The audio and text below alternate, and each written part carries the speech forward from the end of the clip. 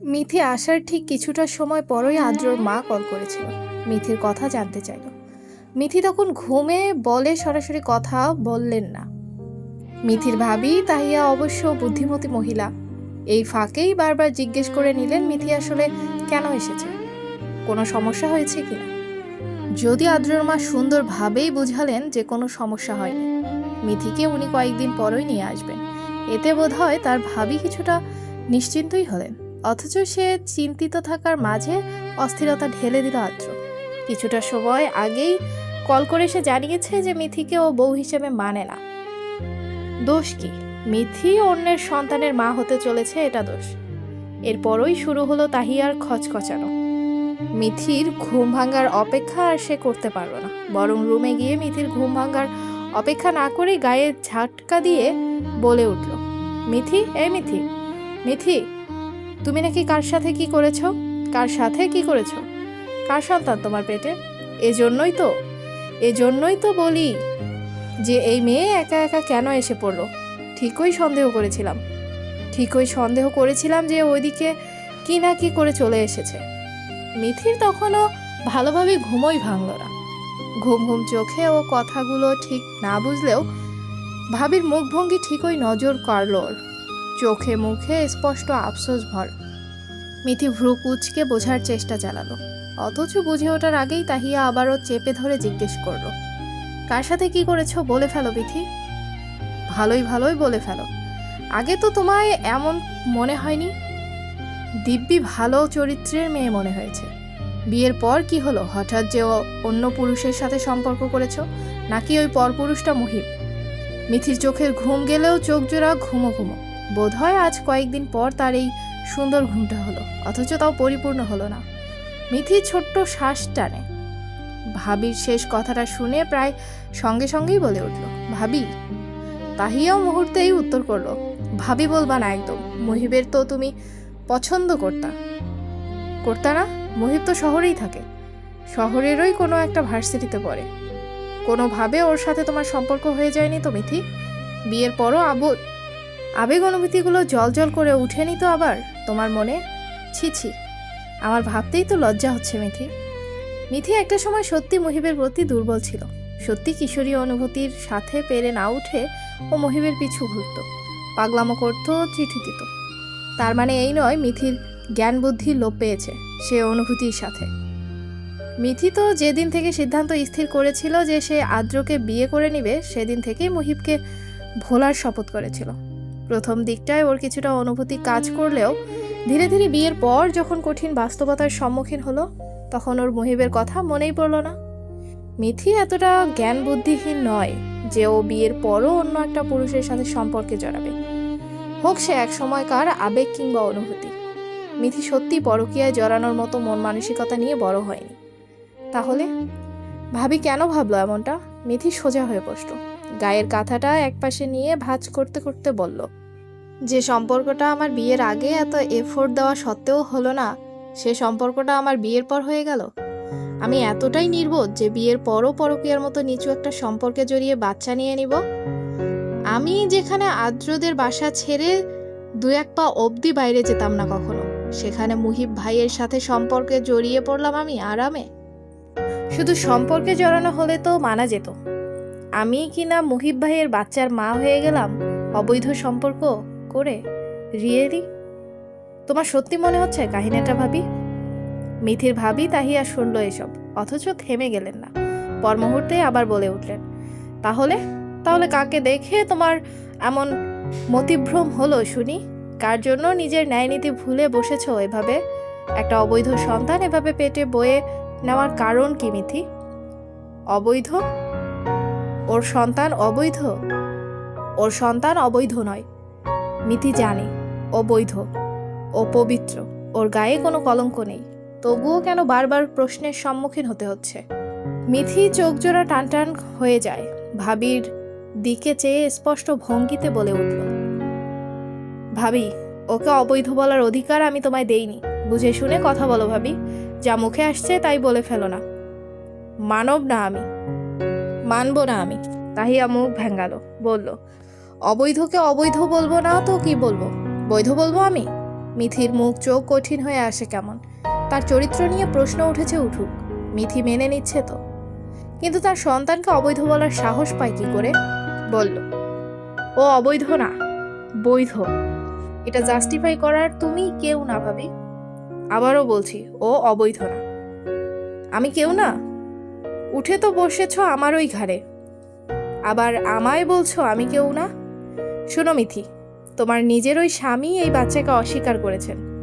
আমাকে নিজেই বলেছে যে তোমার পেটের সন্তান তার নয়, অন্য কারো। এর দ্বারা কি বোঝায়? অবৈধ নয় এই সন্তান। একে আমি অবৈধ বলবো না তো বৈধ বলবো? হ্যাঁ? মিথি এবারে ঠোঁট বাঁকালো। আদ্রই বলেছে এসব তাহলে? আদ্র আর কতটা নিচে নামবে? কতটা? আদ্র আসলে কি চায়? মিথি যাতে কোনোভাবে শান্তি না পাক তাই চায়। অথচ মিথি কিন্তু আদ্রকে সুখে থাকার ওই পথ করে দিয়ে এলো, মোহকে নিয়ে থাকার ব্যবস্থা করে দিয়ে এলো। তবুও পোষাচ্ছে না। মিথি ছোট্ট শ্বাস ফেলে জানালো, উনি আমার বাচ্চাকে অস্বীকার করার কেউ নন। আমি নিজেই ওনাকে আমার বাচ্চার বাবা হিসেবে অস্বীকার করেছি। এই বাচ্চাটা ওনার নন, শুধুই আমার। তাহিয়া বিরক্ত হলো, কপাল কুঁচকালো, চোখ মুখে বিরক্তির তীব্র ছাপ। বলল, কথা ঘুরাবে না মিথি। সংসারটা যে টিকবে না তা তো বোঝাই যাচ্ছে। কি করবে সারা জীবন? আমি বাবা তোমার দায়িত্ব আজীবন বয়ে বেড়াতে পারবো না মিথি। ননদ ঘরে নিয়ে আজীবন সংসারও করতে পারবো না। সময় আছে। ওই অবৈধ বাচ্চাটা ফেলে দিয়ে ওদের কাছে ভুলটা স্বীকার করে ক্ষমা চেয়ে নাও। দেখো সংসারে তুললেও তুলতে পারে। মিথি তাচ্ছিল্য নিয়ে হাসলো, কতটা স্পষ্ট রূপ তার ভাবির। বলল, তোমার কেন মনে হচ্ছে আমি ওই সংসারে যেতে মরিয়া হয়ে আছি ভাবি? তো কি করবে? বাপের বাড়িতে পড়ে থাকবে নাকি আজীবন? কেন? বাপের বাড়িতে থাকার কি মেয়েদের অধিকার নেই নাকি ভাবি? আমার জানা মতে তো আমার অধিকার আছে। এই ছাড়াও সেলাই পারি তো, আপাতত ওইটাই চালিয়ে নেব। দেখি এটা করতে করতে আরও কিছু হয়তো পেয়ে যাব। বিয়ের আগেও তো সেলাই করে যা টাকা পেতাম তা তুমি নিয়ে নিতে। মিথি সেলাই পারে। সেলাইটা অবশ্য তার মায়ের থেকেই শেখা।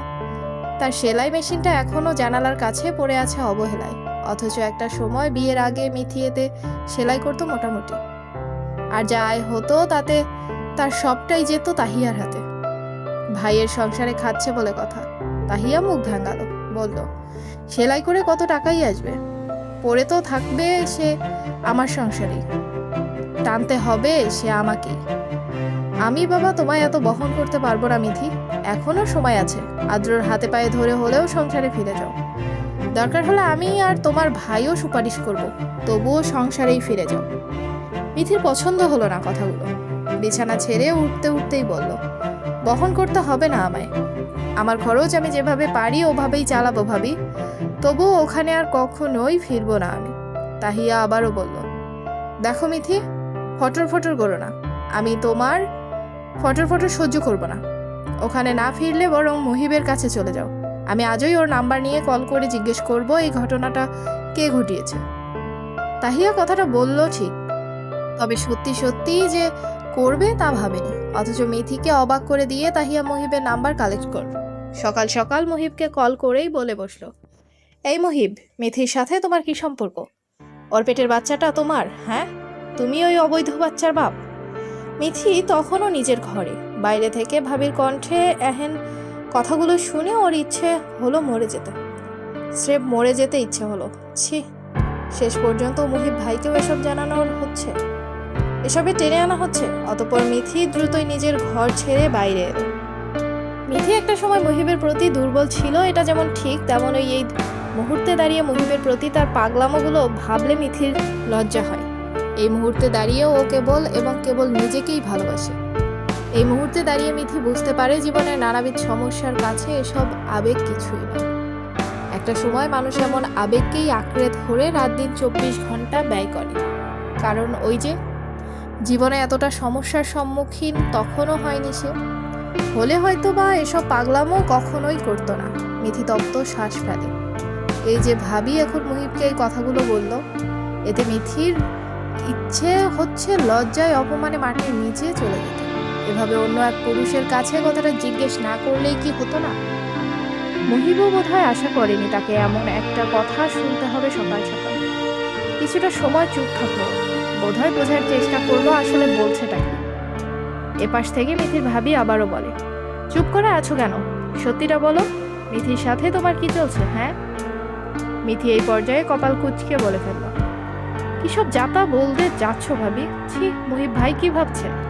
আশ্চর্য। তুমি ফোন রাখো ভাবি, আমি তোমায় বলছি ফোন রাখো। মিথির ভাবি ফোন রাখলো না, উল্টো মিথিকেই বিরক্ত হয়ে চুপ থাকতে বললেন। ওপাশ থেকে মুহিব এবারে শুধালো, আপনি কে? কে বলছেন? মিথির ভাবি বলছি। বলো এবার, মিথির সাথে কি সম্পর্ক? মুহিব বোধ হয় এই প্রশ্নও বুঝে না, বলল, মিথির সাথে আমার কি সম্পর্ক মানে? সম্পর্ক নেই বলছো? তাহলে ওর বাচ্চার বাবা তুমিরাও বলছো? মুহিব মুহূর্তেই বলে উঠল, কি সব যাতা বলছেন? ওর সাথে আমার কথাই হয়নি বহুদিন, আমি তো গ্রামেও যাইনি অনেকদিন। তাহলে সম্পর্ক কি করে হবে? বাচ্চার বাবা তো তুমি। মিথির ভাবি তাহিয়া তবুও নিশ্চিত হইতে পারলেন না, সন্দেহ নিয়ে শুধালেন, তুমি মিথ্যে বলছো না তো? মিথি শুধুমাত্র তোমার প্রতি দুর্বল ছিল বিয়ের আগে, তোমার জন্যই পাগলামি করতো। ও যদিও অন্য কোনো পুরুষের সাথে সম্পর্কে জড়ায়, তাহলে তোমার সাথে সম্পর্কে জড়ানোর সম্ভাবনাই 99%। মুহিবের গলায় এবার কিছুটা বিরক্তি প্রকাশ পেল যেন। সকাল সকাল এসব কথাবার্তা ওর ঝামেলাই মনে হচ্ছে, বিস্তর ঝামেলা। মিথি কি বলেছে ওর বাচ্চার বাবা মুহিব? নয়তো এই কথাটা কেন উঠলো? যদি বলেও কেন বলবে? এটা কেমন ফাজলামো? মিথি কি এখনো ছোট? সংসার আছে, তবুও এই হেয়ালিপনা কি কারণে? মুহিবের এই যে মিথির প্রতি একটা অনুভূতি তৈরি হয়েছে, এটা যেটুকু ঠিক, ঠিক তেমনই এটুকুও ঠিক যে ও ওর সম্মানকে ভালোবাসে খুব। গ্রামে ওর যে মূল্য, এটাকেও ও ভালোবাসে। মিথির সন্তান ওর নিজের, এটা সগর্বে বলে বা বলার মতো মানসিকতাও ও কখনোই দেখাবে না, এমনকি খুব প্রয়োজনীয় মনে হলেও না। মুহিব কিছুটা বিরক্তি গলায় ঝেড়েই বলল, এই কারণে ওর বাচ্চার বাবা আমি হব কেন? ওর বিয়ে হয়েছে বললেন, ওর বাচ্চার বাবা ওর হাজবেন্ড হবে, এটাই তো স্বাভাবিক, আমি কেন হব? এটুকু বলেই ফের আবার ভ্রু বাঁকিয়ে মুহিব জিজ্ঞেস করলো, এক সেকেন্ড, ওর বাচ্চার বাবা ওর হাজবেন্ডরা অন্য কেউ? মিথির ভাবি উত্তর করলেন না, এবারে উনি নিজেই বিরক্ত হলেন যেন। ফোন রেখে দিলেন মুহিবের মুখের উপরেই।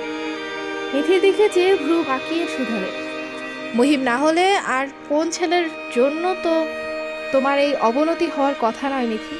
সত্যি বলো, সত্যি সত্যি কি বাচ্চা আদ্র নয়? তুমি তো ইতিমধ্যে বিশ্বাস করে নিয়েছো কিছু একটা, তাই না? মিথির ভাবি তাহিয়ার মুখে আফসোস যেন বললেন, যদি উত্তরটা মুহিব হতো তবুও বিশ্বাস করতাম, কিন্তু এখন বিশ্বাস হচ্ছে না। এতটাও খারাপ ভাবিনি তো তোমার। তো এতটা খারাপ কাজ কি করে করলে মিথি? মিথি উত্তর করে না এবারে, বিশ্বাস হচ্ছে না, অথচ সে একই কথাই জিজ্ঞেস করছে। ও কিছুটা সময় স্থির থেকেই এই বিষয়টা এড়িয়ে গিয়ে বলল, মুহিব ভাইকে আবার কল করো ভাবি, তাকে এমন অসম্মানজনক কথা শোনানোর জন্য ক্ষমা চাইতে হবে আমার। কি না কি ভাবছেন উনি কে জানে। মিথির ভাবি কপাল কুঁচকে নিলেন, বললেন, এতে তো ক্ষমা চাওয়ার কিছু নাই, অসম্মানজনক কি চাই জানতে চাইছি? কিছুই তো বললাম না। এইটুকু বলেই মিথির সামনে দিয়ে মুখ বাঁকিয়ে চলে গেল ওর ভাবি। মিথি ছোট্ট শ্বাস ফেলে, ওর কাছে আগে বাটন ফোন ছিল, যা দিয়ে যোগাযোগ করা যেত অন্তত, অথচ এখন নেই। বিয়ের পর ফোনটা দেয়নি ওনারা। ও বাড়ি গিয়েও কল করার জন্য তাকে ফুপির ওপরই নির্ভর করতে হতো। মিথির ইচ্ছে হলো মুহিবের সাথে এই বিষয়ে কথা বলবে, আসলেই সরি বলা প্রয়োজন, অথচ পারল না। মন খচখচ করলো কেবল এই ভেবেই যে মুহিব ভাই এ বিষয়ে কি না কি ভেবে ফেলছেন তাকে নিয়ে। দুপুরের আগে আগেই মিথি গোসল ছেড়ে কাপড় নিয়ে পুকুরে গেল। নিজের জামা কাপড়ের সাথে সাথে ভাবির কাপড়ও, ভাইয়ের মেয়ের কাপড়ও রাখা ছিল বালতিতে। বোধহয় ও বালতিতে কাপড় রেখেছে দেখেই তার উপরে নিজেদের কাপড়গুলো রেখে গিয়েছে ওর ভাবি। এমনটা বিয়ের আগেও হয়েছে। মিথি সেসব মনে করে পুকুর পাড়ে গিয়ে সব কাপড়ই ধুয়ে নিল। অতঃপর ধোয়া শেষে পুকুর পাড়ের সিঁড়ি বেয়ে উপরে উঠতে নিতেই দেখা গেল হিমেল ভাইকে। হাত ধরে আছে 5 বছর বয়সী সিমরানের। সিমরান স্নিগ্ধার মেয়ে, অর্থাৎ হিমেলের ভাইয়ের মেয়ে, দেখতে মিষ্টি। হাত ধরে যখন পুকুর পাড়েই আসলো, ঠিক তখনই সিমরান মিথিকে দেখে বলল, মিথি ফুপি, তুমি সাঁতার পারো? মিথির সাথে সিমরানের সাক্ষাৎকারটা এবং ভাবটা বিয়ের আগে থেকেই।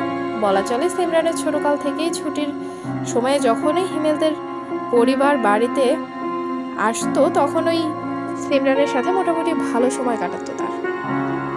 কোলে করে বাড়ি ঘোরানো হতো শুরু করে পুকুর পাড়ে এসে বসে থাকার সব। মিথির যদিও এই মুহূর্তে কথা বলার ইচ্ছা কিংবা আকাঙ্ক্ষা কিছুই নেই, তবুও হাসলো। শরীর ক্লান্ত, যত তাড়াতাড়ি কাজ করে বিছানায় গা এলিয়ে একটা ঘুম দিতে পারলেই যেন শান্তি। তবুও সিমরানের দিকে চেয়ে বলল, একদম পারি।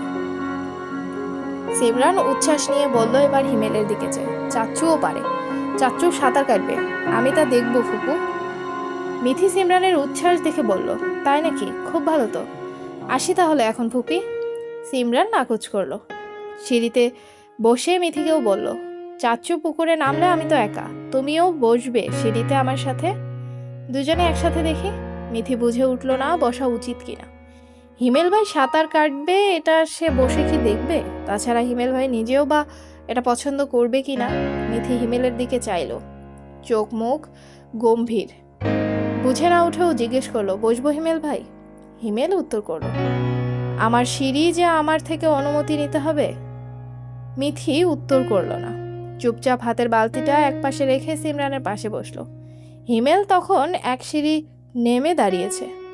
ট্রাউজারের পকেট থেকে মোবাইল এবং মানিব্যাগ বের করে মিথির দিকে এগিয়ে ধরে বলল হিমেল, ফোনটা আর মানিব্যাগটা রাখ মিথি, ও হয়তো ফেলে দিতে পারে। মিথি এগিয়ে নিল। ফোন দেখে ইচ্ছে হলো হিমেল ভাইকে একবার বলতে যেন মুহিব ভাইয়ের নাম্বারে একবার কল করতে দেয়। সকালে ভাবির ব্যবহারটার জন্য একবার নমনীয়ভাবে বুঝিয়ে বলতো না হয়, অথচ হিমেলের মুখভঙ্গি দেখে ওভাবে বলে ফেলতে পারল না। মিনিট দুয়েক পরে হিমেল যখন পুকুরের পানিতে পা রাখলো ঠিক তখনই বলল, হিমেল ভাই, আপনার ফোনটা একটু কথা বলতে দিবেন? মুহিব ভাইয়ের নাম্বার আছে না আপনার কাছে? আমার একটু কথা বলা দরকার ছিল। মিথি নিশ্চিত ছিল যে মুহিব ভাইয়ের নাম্বার অবশ্যই থাকবে হিমেল ভাইয়ের কাছে, কারণ মুহিব ভাই হিমেল ভাইয়ের চাচাতো ভাই। অথচ তার আশায় পানি ঢেলে দিল হিমেল, না নেই। আপনার চাচাতো ভাই তবুও নেই? না। মিথির মুখটা কালো হলো, শুধালো, আপনি মুহিব ভাইকে অপছন্দ করেন তাই না হিমেল ভাই? মুহিব ভাইয়ের সাথে আপনার শত্রুতা ছিল কি কোনো কারণে? হিমেল চাইলেও উত্তর করলো, ছিল। কি নিয়ে? তোকে বলতে ইচ্ছুক নই। মিথি আবারও কেন জানি কৌতূহলী হয়ে বলে ফেলল, সিক্রেট কিছু নিয়ে। হিমেল এবার আকাশের দিকে তাকালো, পায়ের পাতাটা পানিতে রেখে আকাশের দিকে চেয়ে বলল, যা ও পেয়েও অবহেলা করেছে তা আমি সৃষ্টিকর্তার কাছে চেয়েও পাইনি, এতটুকুই। মিথি শুনল, ইস, হিমেল ভাইয়ের জীবনেও অপ্রাপ্তি আছে। পৃথিবীতে সবার জীবনেই বোধহয় কোনো না কোনো অপ্রাপ্তি থাকে। যা তারা চায় তা বোধহয় সৃষ্টিকর্তা তাদের দেয় না, কিংবা দেয়। মিথি এবারে বিড়বিড় করেই শুধালো, যা ভাগ্যে থাকে না তা তো আমরা শর্ত প্রার্থনা করেও পাই না হিমেল ভাই। যদি সৃষ্টিকর্তার কাছে চেয়ে সবাই সব পেয়ে যেত তাহলে দুনিয়াতে কষ্টে কেউ থাকতো না। দুনিয়াতে কোনো মানুষই বা দুঃখী হতে চায় বলুন? তবুও সৃষ্টিকর্তা বেছে বেছে কাউকে সুখী বানিয়ে দেন আর কাউকে দুঃখের সাগরে ডুবিয়ে রাখেন। এটা অনেকটাই ভাগ্যের ওপর নির্ভরশীল। এইটুকু আনমনেই বিড়বিড় করে বলল মিথি। ওপাশ থেকে ভাবির ডাকের গলা শুনেও তড়িঘড়ি করে উঠে পড়ল। সিমরানে দেখে ফোন আর মানিব্যাগটা দিয়ে মিষ্টি করে বলে, আমায় বোধহয় ভাবি ডাকছে। সিমরান শোনা, যাচ্ছি। তুমি একা চুপ করে বসে দেখো, এদিক সেদিক যেও না। সিমরানও বাধ্য মেয়ের মতো মাথা নাড়ালো। মিথি চলে যাওয়ার পর সেদিন রাতে আদ্র আর বাড়িতেই ফেরেনি, এসেছে মুহুর কাছে। এমনকি এখনও মুহুর কাছেই। পুরোটা রাত দুজনে লং ড্রাইভে গিয়েছে, ঘুরেছে, শীতের রাতে কুয়াশায় জমেছে, অতঃপর কুয়াশায় ঘেরা একটা সকালে ওরা বাসায় ফিরেছে। মুহুর গলা ধরেছে ইতোমধ্যেই, নিঃশ্বাস নিতেও সমস্যা হচ্ছে, ঠান্ডার সমস্যা আছে বলে।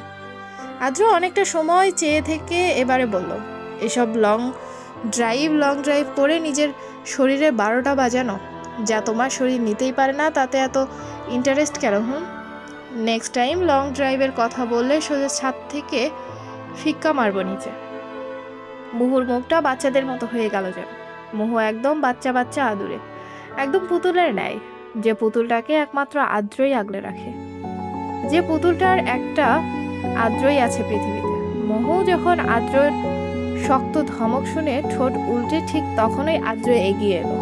এক আঙ্গুলে মোহর থুতনিটা তুলে ধরে বলল, খারাপ কিছু বলেছি আমি? অসুস্থ হওয়ার এত শখ কেন তোমার মিস মোহ? তুমি আছো না সুস্থ করার জন্য। আদ্র এবার মাথা নেওয়ালো।